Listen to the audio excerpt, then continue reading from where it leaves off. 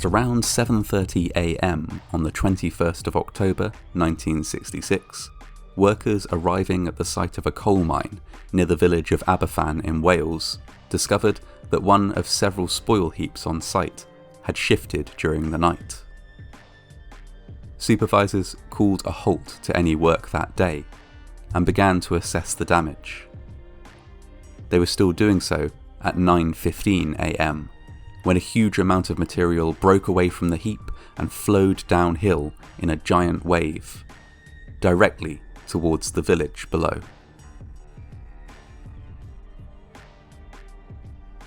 The process of coal mining has several byproducts. There is the useful product of coal, a valuable and extremely popular fuel in 1966, and the useless byproduct of spoil, a combination of earth, gravel, dust, and other materials pulled from the ground during the mining process. This material is typically piled up away from the entrance to the mine, forming a distinctive, dark, conical mound. The Aberfan colliery had 7 spoil tips, all of which were located uphill from the village, which itself sat in a natural valley. Spoil tip number 7 was the one which slid downhill on the 21st of October 1966. More than 100,000 cubic meters, or 140,000 cubic yards, of spoil formed a dark, glistening wave the height of a 2-story building that moved downhill at 24 kilometers per hour, or 15 miles per hour. Instantly, 2 farm cottages in the path of the slide were obliterated, their occupants killed outright. About half of the spoil continued to flow across a canal and railway into the village proper, where it engulfed Pantglas Junior School and destroyed 18 houses. Many more houses and a secondary school were also severely damaged. While flowing, the material resembled and behaved like a muddy liquid. Once the movement ceased, it solidified almost instantly. The thunderous noise of the avalanche gave way to an eerie silence. Shocked residents emerged from nearby houses, observed the destruction, and raced to start digging for survivors with gardening implements and whatever other tools they could find. At the time of the slide, the junior school had just received the majority of its pupils. 240 children in total were inside the building, most aged from 7 to 10 years old. It was at the site of the school that the initial rescue effort was concentrated. Emergency services soon arrived on scene, along with miners from the Aberfan colliery, who used their knowledge and experience of working with spoil to direct the efforts of emergency personnel and volunteers. 36 casualties were quickly unearthed and sent to 2 nearby hospitals. It is of note that all the survivors were freed within the first 2 hours of the rescue effort. After 11 a.m, only bodies were found. In most cases, the victims had died of asphyxia or multiple crushing injuries. The final death toll came to 144, 116 of them children. A makeshift mortuary was set up in a chapel in the village, a short distance from the site. It was a cramped space, but no more fitting one was available. People were admitted in 1s and 2s to identify the bodies of their children, or to record the names of missing persons yet to be identified. So small was the chapel, and so large the number of bodies, that some parts of the operation had to set up elsewhere. Death and cremation certificates, for example, were issued from the next nearest local landmark, a fish and chip shop near the chapel.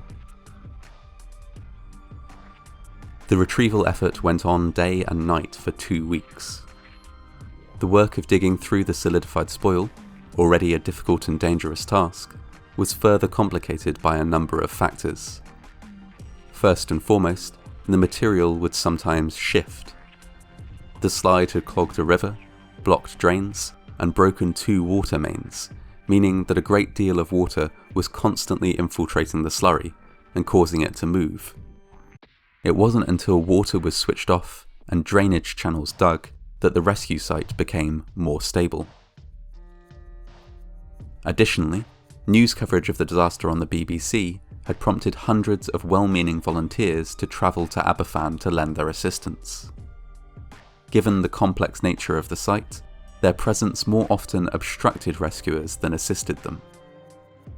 Likewise, journalists also descended on the town.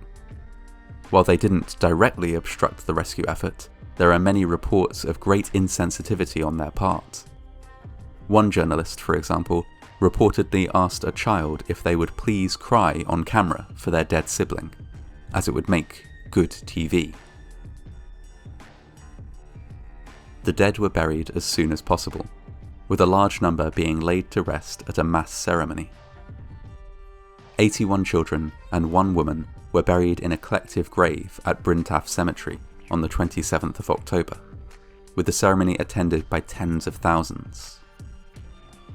The Queen visited Aberfan a few days later to meet rescuers and pay her respects to the dead. While further funerals took place, thoughts had already turned to an inquiry. A key figure in this was Lord Robens, the head of the National Coal Board, or NCB, the organisation responsible for the colliery. His initial stance was simple. The NCB, he said, would not quibble about responsibility nor try to hide behind any legal loophole. They would rather cooperate fully to establish what went wrong as quickly as possible. This turned out to be an empty promise. The mechanism of the slip was quickly established. The spoil tip had been situated over a natural spring, which effectively pumped water into the spoil. This, combined with unusually heavy rainfall in the days leading up to the disaster, was sufficient to turn the spoil from a solid into a slurry and begin the slip. There was little debate about the mechanical cause of the incident. The matter of whether the NCB should have been able to predict that this would happen, however, was rather more complex. Many said they should have known that a slide was inevitable. After all, it had happened before. In November 1944, part of tip number 4 had slipped and rolled down the hillside, stopping just 150 metres or 500 feet from the village. Several minor slides and slippages were also on record. At times, residents had corresponded with the NCB, stating that they were worried about the positioning of spoil tips above Pantglas Junior School, and complaining that coal residue was blocking drains and causing floods in the village. Action on these issues was promised, but never delivered. Complainants were prevented from ever becoming too vocal about these issues by the implicit threat of the mine closing altogether, taking away with it the vast majority of jobs in the local area. Investigations found that, at the colliery itself, a culture of disregard for above-ground safety had developed. While safety within the mine itself was considered important, fears surrounding the spoil heaps and above-ground operations were dismissed as trivial and invalid. The real danger, those at the colliery thought, was below ground, not above. A tribunal ran for 76 days over the course of several months, before finally concluding that the blame lay with the NCB. This conclusion might have been reached sooner were Lord Robens and the NCB not so reluctant to be held to account. Indeed, the tribunal report stated that much of the time of the tribunal could have been saved if the National Coal Board had not stubbornly resisted every attempt to lay the blame where it so clearly must rest, at their door.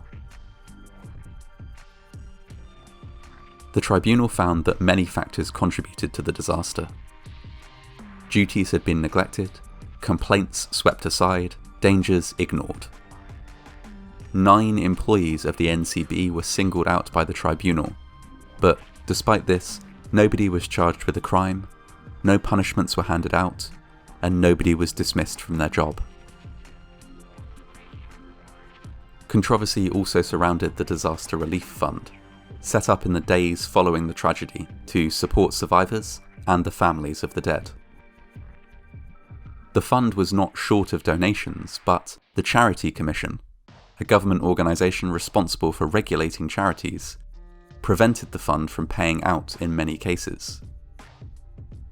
Payments were forbidden where children were traumatised but not physically injured by the disaster. And the Charity Commission also insisted that the Disaster Relief Fund ascertain that parents had been close to their deceased children before making any payments. Whether deemed close to their children or not, parents were, initially at least, denied any money to help pay for their children's gravestones. The NCB itself, by way of compensation, initially offered just £50 to the parents of each child killed by the slide, an amount that would be worth around £900 today. After much protest, they increased this figure tenfold, but resisted any pressure to raise it further. The working class families who had lost children, they argued, would be unable to handle a larger amount of compensation. While all this was ongoing, the slag heaps remained in place, a clear and present danger to the village, and a looming spectre that affected residents terribly. Repeated pleas for the tips to be moved were ignored. They would be landscaped instead, the villagers were told. There was no sense in removing them, as they were, apparently, perfectly safe where they were. The slip had been just a freak accident. Desperate to be heard, several villagers enacted a protest wherein they dumped bags of coal slurry in the reception area of the UK's Welsh office. They were immediately and unsympathetically arrested. In the end, money had to be taken from the Disaster Relief Fund to pay for the removal of the remaining spoil heaps. This process took years, in part because Lord Robins adamantly insisted that the NCB should not foot the bill. Ultimately, the cost was covered mainly by the government. The NCB paid only part of the cost, with the balance made up by money taken from the Disaster Relief Fund. This money was, many years later, repaid by the government, but without interest, leaving the disaster fund short more than £1 million. It wasn't until 2007 that a more proper amount was repaid. The fund continues its work to safeguard the memorials to the Aberfan disaster, and to support survivors and the families of victims. The legacy of the Aberfan disaster is a long one. In the aftermath, legislation was introduced to govern the tipping of spoil, thus ensuring that a repeat disaster could not take place. Countless other changes, both to practical safety and to the process of holding government bodies to account, have also been enacted since. The world is now a safer place, and the village of Aberfan has recovered. It remains nestled in the heart of the valley. The looming spoil tips have been removed, although the grass where they once stood is forever tinged a sickly yellow colour. Though unremarkable to a visitor, the residents of Aberfan know exactly where the spoil tips once stood.